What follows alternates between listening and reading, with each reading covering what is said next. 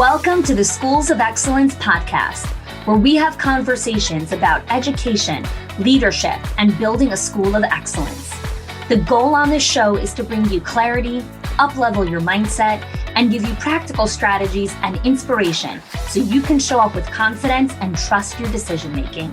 I'm Chani Wolshansky. I'm a mom of 4 under 10, a former New Yorker, and been in the early childhood field my entire life. And I'm so grateful that you've joined me for this conversation.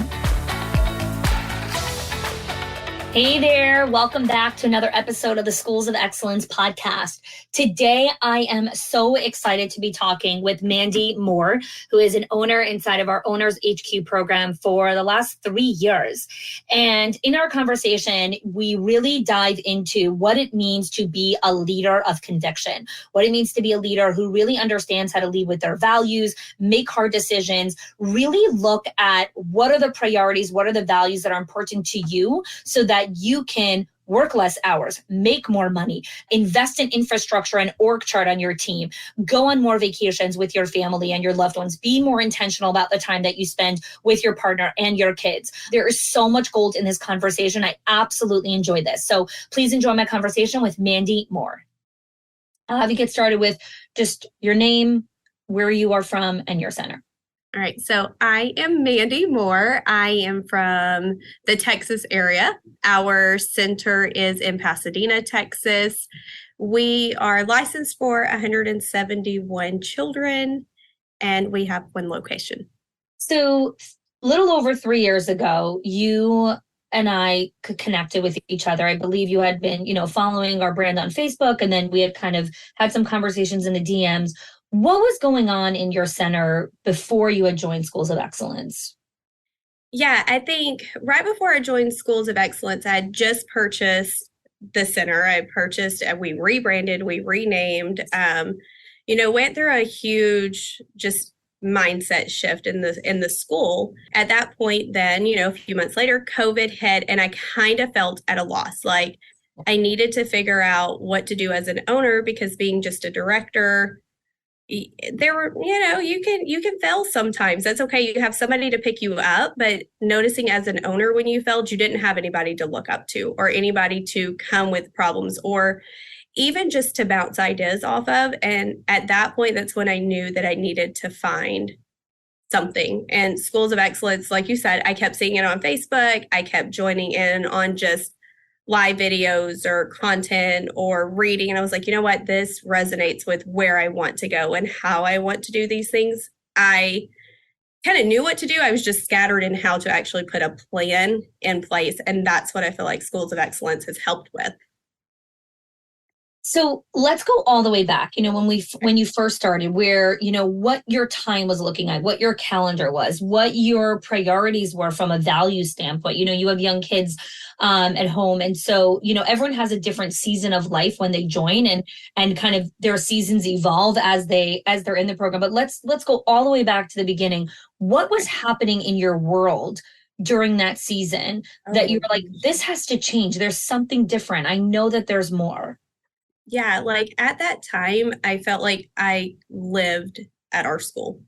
Like it was one of those things. We live about an hour away from our school. So I was driving in every morning, getting my kids to their elementary school, living the whole day here. After elementary school, they would come here for a few hours before I would drive back home. So I literally felt like my life lived at this school.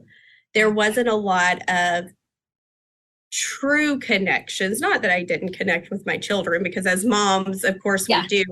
But there wasn't that intentional connections with them. It was, great, how's your day? Here's some dinner. Maybe we can play today. Who knows? Mm-hmm. And then go to bed. Mm-hmm. So that's one thing I remember from like the beginning, just constantly feeling like I had to be here. And if I wasn't here, the building was going to burn. A few months into the program, I remember you had taken your daughter on a date. You guys went to go get manicures and lunch together, I believe. And I remember you sharing this story, and I was like, wow, like she's really taking this to heart. So actually, before I go into like the practical application, which I know is what a lot of people want to hear, I'm actually curious, what from our company and our brand values, or our values, in the organization where you're like, that's what I need, like that's what I want? Because I feel like now more than ever, people are not just looking for how can I get results? How can I drive a profit? How can I get an ROI? People want to connect with brands that they feel aligned with from a values perspective, where they feel this like intrinsic like connection with them. So I'd love if you can speak to that. Yeah. So for me, I don't know, that's a very good question. But for me, it really was driven home to me by like your Facebook post, how you as a mentor and a leader showed vulnerability, even when it came to your family. Like, it was great things about your children and how you showed, but then it was also more of like, but this is how I showed up. How you talk about, these are the conversations I had, these are what I did. And then I was like, you know what? I want to be able to be a leader of a business and a great mom. Like those were the two things. So I was like, you really can have both. In my head, I think it was just one or the other always had to take control. But once I really figured out that's not true, like to me, it's not a work-life balance. It's more of an integration than anything. Yeah. And I think that just took me I don't want to say it took me so long to realize that, but before I joined the program, it was just a constant battle. Yeah. So I'd love if you can speak to, and again, only share what you feel comfortable with, but I know that you and your husband, you guys have a different kind of relationship. Your husband travels a lot. So I'd love for you to speak to, because again, so many times people are like, but my situation is different, but I live here, but this is here. And they're always almost looking for proof and reason of why, something won't work for them. So I'd love if you can share just a little bit of your dynamic and how you really do own a lot of the responsibilities in the business at home, and how that's changed and evolved over the last couple of years. Oh, yeah. So my husband and I have been together, married for 15 years. We have 3 kids, they're in sports, they're in band, extracurricular activities. But the unique part of that is he works offshore for 20 days at a time. So he doesn't get to come home at night. He doesn't help with bedtime routines, nor does he help with all the sporting events and getting kids places. But along with that, too, I still have a business to run and a business to grow, which is not something he is involved in. Of course, as my husband, I can talk to him. But ultimately, unless if it's a honey-do list to fix a toilet in the 10 days you're home, that doesn't happen.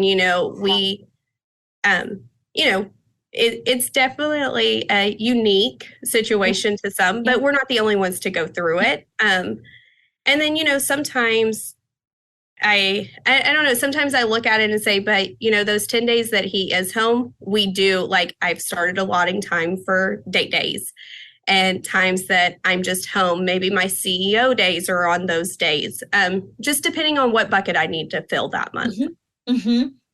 What I want to speak to here is the permission that you have given yourself to be the leader of your company. So when your husband comes home for those 10 days, you have created the permission and the freedom for yourself to say, you know what, I'm going to work from home from this day, and everything will still be running properly in the center. I'm going to take this time. And so there's a lot of infrastructure that you've built over the last 3 years to be able to create that. It's not just, putting a flag in the sand and saying, okay, I'm going to do this. There actually has to be stuff that back it up. So I'd love if you can dive into what are some of these systems or different tools that you've leveraged back from all the way to the beginning to now a little bit that have allowed you to build this infrastructure and systems inside of your school? Yeah, so I think systems is exactly why I was able to do this. I don't remember at what point during this journey, but during this journey, I actually had my director leave. So I promoted, I had my office person leave, my director left. What I did realize during these things though, were in order for your company to grow, people do have to leave. People have to up level their mindset. And honestly, systems though is what kind of kept everything running. Like I knew that it was going to be okay.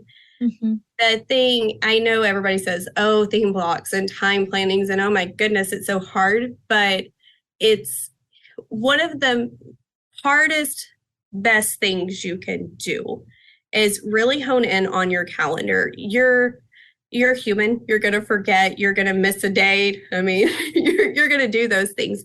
But if you can really dial in on what you want to be focusing on and what systems you want to create, the school runs more smoothly. So for me, that was something I modeled for my director, for my assistant director, and it's something that I require here. So, not only just having your time planned out, but then going into one-on-ones. I think that has made a big difference, having a true personal connection with the staff, just site observations, just the practical things, teacher observations and things like that, which everybody, I feel like, we all know we should be doing this, but it was, what is the follow-up to that? And that's where the systems really came in place for us. It's not a yes or no, you did it, you didn't do it, do better next time. It's how do I grow? How do I set a performance improvement plan for you? Where do you want to grow at? So for us, I really think that's what helped during all of that transition. We're just having even just down to the basics of systems and SOPs set in place. You're a unique example of someone who really leveraged the coaching elements of the program, like really coming to the coaching calls and really leveraging the ability to come and ask me questions and like role play through different situations. And there's been multiple times through the journey where we either, have navigated something very tactical or sometimes mindset or coaching or role playing through something. So I'd love if you can share, like, how have you really leveraged those coaching calls and use them to bring back to your team, to bring back to the center, just even for your own personal leadership, to up-level who Mandy is as a leader, as a CEO, and just the next evolution of who you are consistently? Yeah, I would say coaching calls are one of my favorite things. And it's not only my favorite just because I get the one-on-one help, but it's nice to hear what other people are going through. And so how I actually took those calls, I might not be in this problem today, tomorrow, or next week, but 6 months from now, I might have the same problem as somebody else. So I would go back and say, this is how we should handle this. This is what we should do. This is what we should say. This is how we get through this challenge. But as far as taking things back to my team, we would even talk about those things. So I just didn't bring back to my team the question or issue or discussion for me personally, because to me, I was like, okay, now I know how to coach them and things like that. But I even brought back other people's experiences and what they had been through. Hey, so-and-so is going through a lot of turnover. This is how, if we're in this situation, this is what we need to do. So I think that's something I would recommend to everybody coming in. I know a lot of people are scared of coaching calls because I think they feel, I don't know, maybe they feel singled out, but there's really a deeper layer to those calls. It's not about you at all, is kind of how I look at it. It's really about just listening, taking in, retaining the information, and modeling how you're being coached to your team. So that's what I took a lot out of it, is how you coach me is now how I coach them. When it's dig a little deeper, ask some more questions, let's change your mindset. And those were the things that I took away the most from it. I'm so glad you brought that up, because that's the part like I wanted to double tap on. I think that a lot of times people can come to coaching calls, get their question answered and leave, but they're missing a lot of the hidden gems around watching how I'm coaching someone through something and listening for the decoding and the quality of questions that are coming through and taking notes on that and learning how to bring that into your one-on-ones, into your staff meetings. And I feel like you do a phenomenal job at taking that and then bringing that into your center. So I love that you brought that up. When you look at the overall culture or, culture and emotional and mental well-being of your leadership team, of your staff, how do you feel that has evolved over your journey here? Oh, that's an interesting way. I think when we started this journey, we were in such a place where nobody knew what tomorrow was going to bring. Nobody knew how to really navigate life or what the right decision was, the wrong decision was. I mean, there was a point in our careers where we're sanding doors and painting because we don't have children enrolled. But I think like what I took from the program during that time was there were so many relationships to be built. And your culture really comes from knowing who you are working with. Like, yes, I'm the top of the food chain, so to say, but to me, these people aren't working for me. They are working with me to achieve a goal. So I think it comes down to those relationships when it comes to your culture. You know, we have a culture of if your child is at an event, we want you to go. You know, we want you to have those times to be with your family. We want you to be able to say, you know what, I just need a day. I need a day to myself. And it's actually something that I encourage, hey guys, take off a random Friday or a random Monday. Who cares if your kids have school, your husband have work? Take that for you. So I think within our culture, we have just created an atmosphere where people feel safe, where they feel like it's okay sometimes to be tired, but they also know I don't have to stay here. I don't have to do it alone. And I know how to get out of my slump per se. So for us, that's where I really focus in on culture though, and relationships is it's okay to be in a mood. You can't stay there.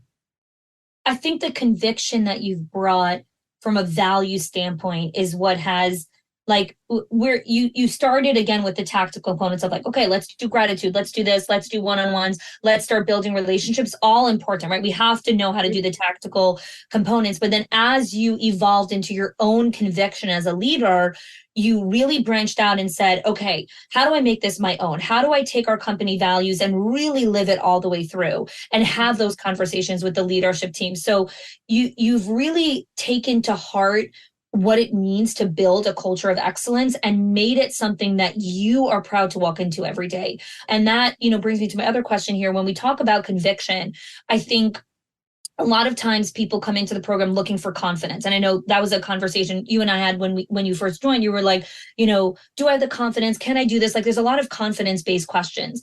But as you become a better leader, it shifts from confidence to conviction. And it's no longer about, am I afraid? Am I not afraid? And one example that always sticks out to me is when you had a parent who was just, I don't remember exactly, like harassing the kid, like the family, and you were just like, you know what? You can't be here anymore. Like, this is not the right school for you.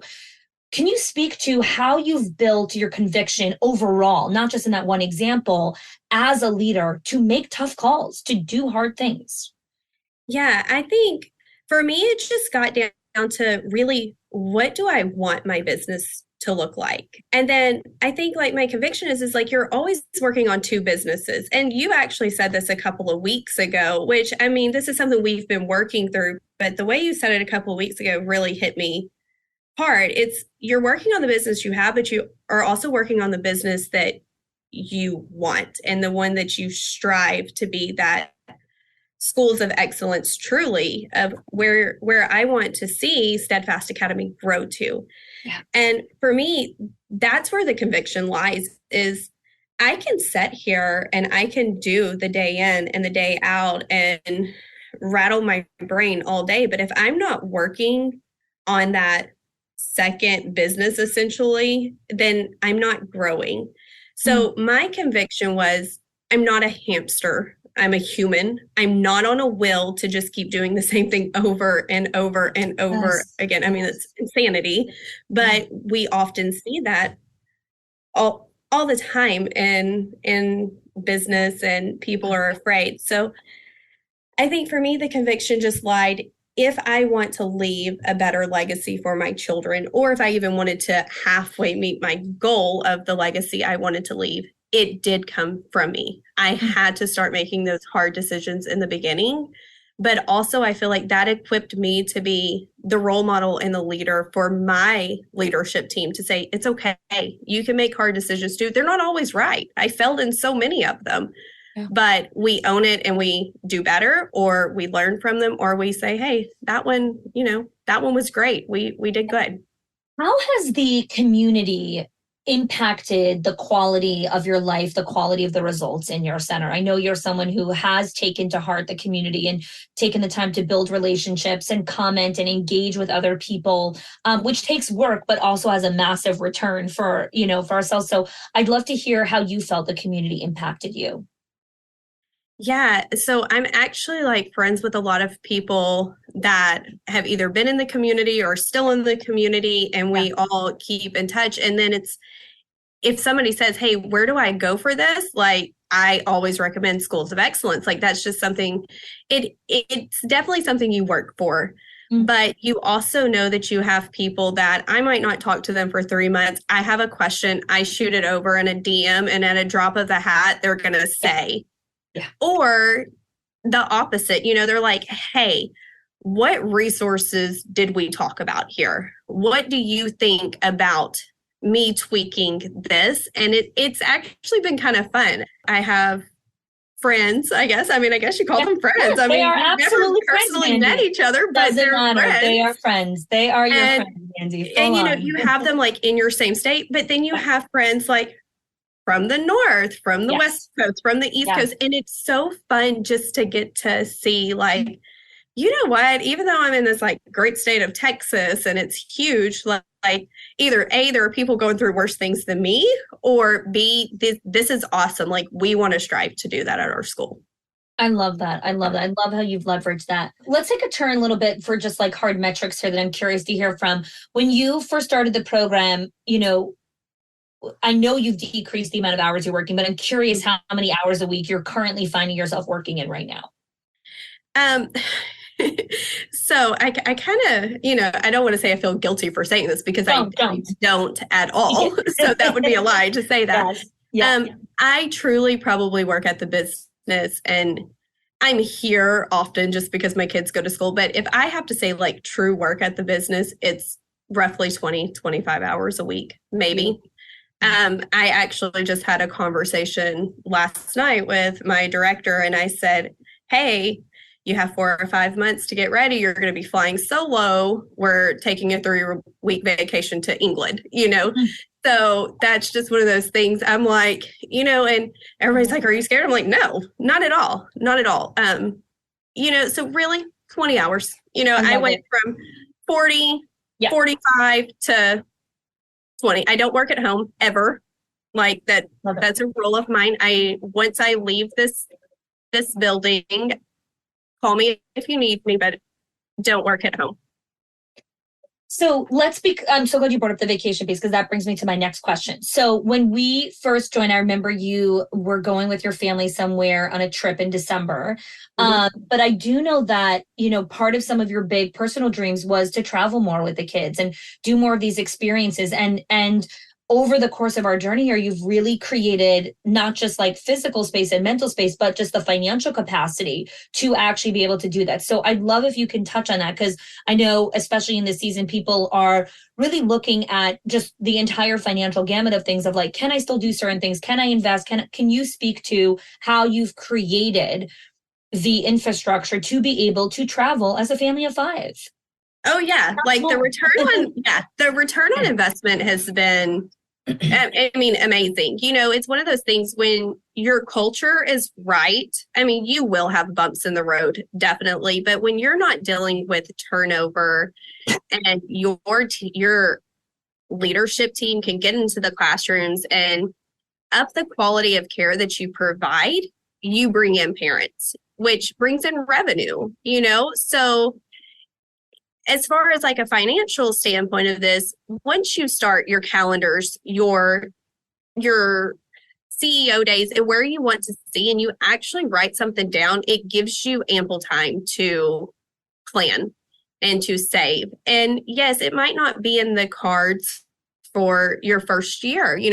Other people might be in a different situation, but writing it on your calendar and committing to what you are going to do and what you are going to save, you will be amazed. And it's not about cutting out the coffee or cutting out the $10 drink. It's not about that. It's really about figuring where your values lie, and not only where your values lie, like within your company, but where they lie in your home too.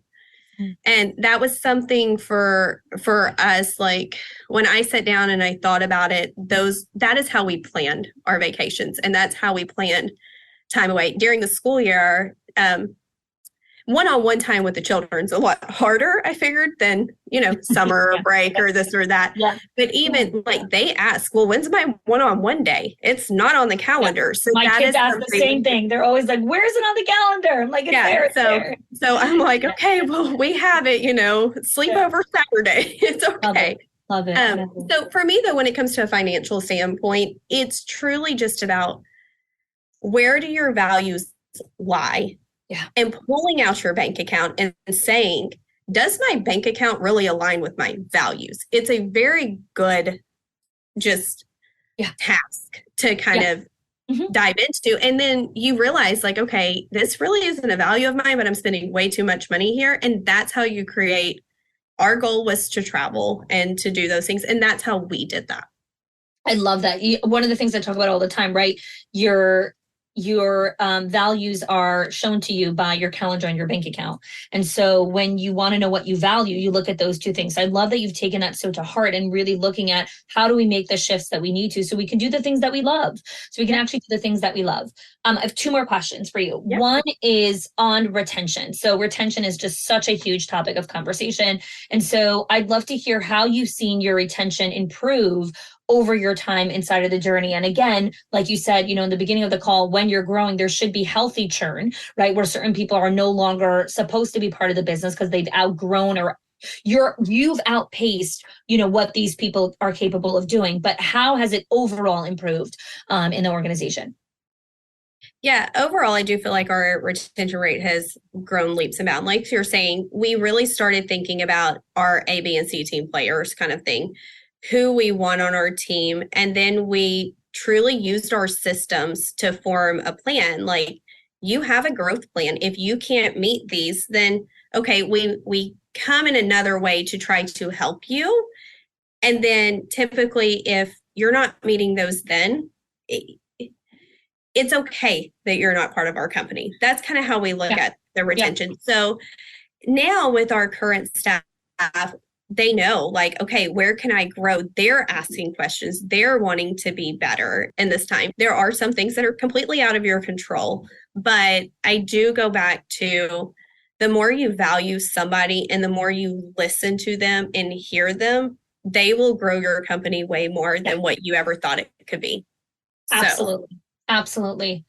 So I guess my last question is, for people that are thinking about, is this the right investment? Is this the right time? I don't have the time. I have to work on other things. I'm opening up a third location. Let me open up that first. Then I'll look at this option. Like, just all the stuff that hold us back from believing in ourselves and investing in ourselves. What message do you have for them? To me, I think community is everything. So my message to them would be, even though you think, so there's two sides of that. So maybe you think like, oh, I know it all. And I've been in this industry for 20 years and I've done all these things. The good thing about this is with Schools of Excellence, you've taken new trends and you've built system and tangible items that we can take that maybe, us being older wouldn't have thought to do. So you've created those systems where I don't have to reinvent the wheel, because the way that the way that I coached and managed staff even 3 years ago is completely different than today. And I think, for somebody who's been in the industry a long time, there's just so much change and so many things that they can benefit from. But then you're talking about somebody who, okay, maybe I'm fresh at this. Maybe, I've been in this industry, but I've never been in an owner's role. And that was kind of where I was. I'd been in the industry for a long time, never in an owner's role. And I think just leveraging people who are smarter than you is the best thing you can do to grow your company. There's no need to work 40, 50 hours a week to grow your company. Honestly, it's just bullshit we've been told our whole life. If you want to get far, or do you have to work more hours? And it's not true. Like, it's not true. So that would be anybody who's thinking about doing it. If you feel like I can't squeeze something else into my day, you are going to get the opposite. You are going to actually get more time and more freedom because you have systems, because you have a coach, because you have a community to rely on. Mandy, it has been just such a joy getting to know you over this time period and just witnessing your evolution, your growth, the quality of your questions, just who you've become as a leader. So thank you for your friendship. Thank you for this conversation. It's been a joy. So thank you for joining us here today. Thank you.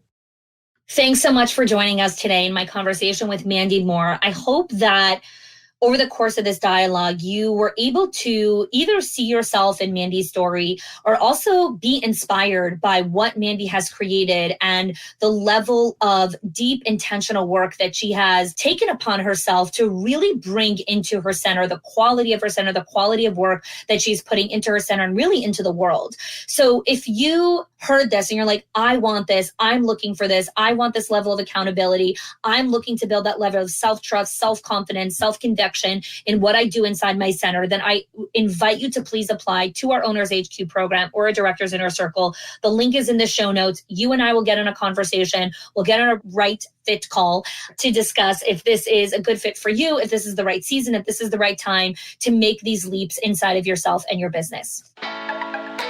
If you are loving the Schools of Excellence podcast and have gotten any value out of it for your school, I would love if you can do two things for me. One, subscribe to the show so you never miss an episode. And two, can you please leave us a review? Reviews help other school leaders know that this is the place to learn how to build a school of excellence. And I would be so grateful if you can do that for us. Your help and support makes this show to be able to be listened by the thousands of other school leaders all around the world. Thanks so much for listening, for giving us your time and attention each and every week, and I appreciate that you have joined us.